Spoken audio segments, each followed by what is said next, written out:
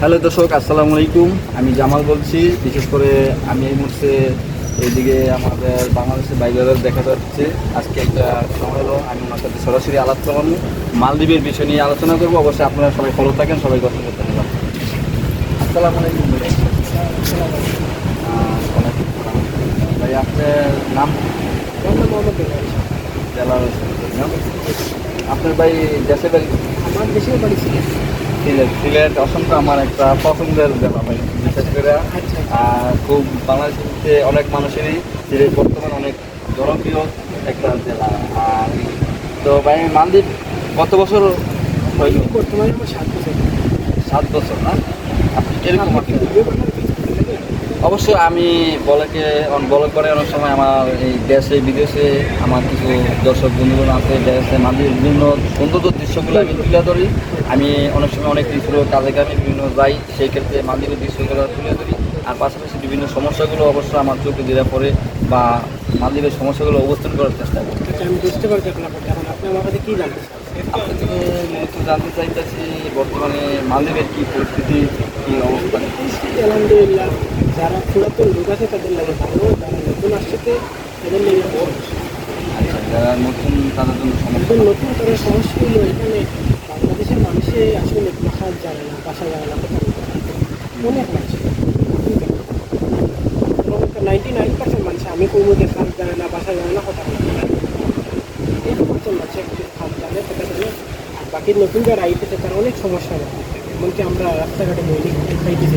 আচ্ছা, এখন ওনাদের জন্য মানে কি করা দরকার বা কি করলে এটা চলে পড়ে একটু? আমি এটাই খুব দেশে যারা নতুন, যারা বিদেশে যাইতে চায়, যারা পড়ালেখা করতেছে বর্তমানে দেশে, যাদের উদ্দেশ্য হইলো আগামীতে তারা বিদেশ আসতে চায়, তাদের ওরকম ভাই পড়ালেখার পাশাপাশি তোমরা কোনো কাজ শিখো।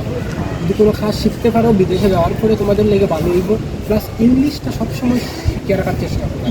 ইংলিশ না জানিয়ে যদি তোমরা বিদেশে যাও, তোমাদের কোনো আসলে তোমরা কেউ যদি কিছু বলে ওকে গালি দিল নাকি তোমার এই আদর করলো, কিছুই তুমি বুঝতে পারবে না। আসলে আমার কথা এইটা জেলার ভাই, এটা করলাম একটা ইম্পর্টেন্ট। আসলে আমিও যেহেতু মালদ্বীপ আছি বিভিন্ন ক্ষেত্রে বিশুরো অনেক বছর ধরে 2 বছর 4 বছর যোগ করলাম।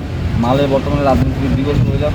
মূলত বাসার হইলে সবচেয়ে পাপ মা বিদেশে দাঁড়িয়ে, কারণ মানে ভালোবাসা দিল বা গালি দিল না কি করলো, সর্বক্ষেত্রে এটা মেনটেন করতে হবে বাসার মধ্যে।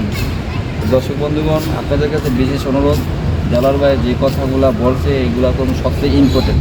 আপনারা লেখাপড়ার পাশাপাশি আপনারা কাজ শিখবেন, ইংলিশ ভাষা শিখবেন, এমনকি হিন্দি, যারা মুভি দেখেন হিন্দি ভাষাগুলো শিখবেন। হিন্দি ভাষাগুলো এটা ইন্টারন্যাশনাল একটা বর্তমানে চলে অনেক জায়গায় এখন হিন্দি ভাষাটা অনেক চলে, এখন অলরেডি চলতে।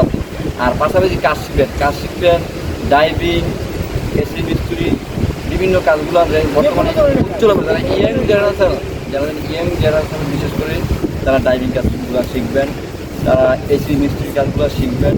যারা অলটাইম আনকমন কাজ, এগুলো যেরকম টাকা আছে, সম্মান আছে, সুবিধা আছে, সব কিছু দিয়ে আছে।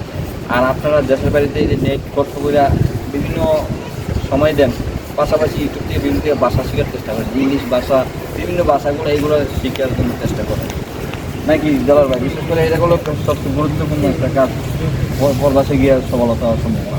আশা করি এখন বুঝতে পারছেন। আর কিছু কি আপনার জিজ্ঞেস করার বাকি আছে?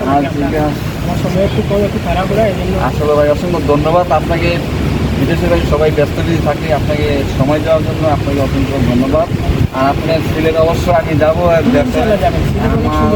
আমার ঢাকাও অনেক সুন্দর, আমার একটা আত্মীয় করার সম্পর্ক ইনশাল্লাহ।